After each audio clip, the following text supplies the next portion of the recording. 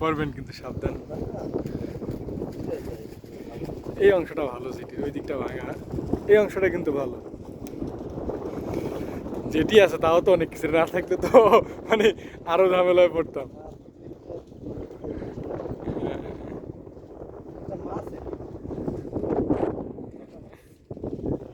বারান্দায় নদী খুব সুন্দর লাগতেছে। ওই ট্রলারটা লাল রং তো মানে কমলা রং দেখতে। হ্যাঁ ও চলে যেতেছে।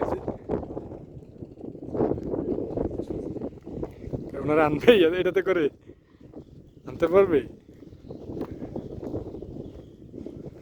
পড়বেন কিন্তু সাবধান।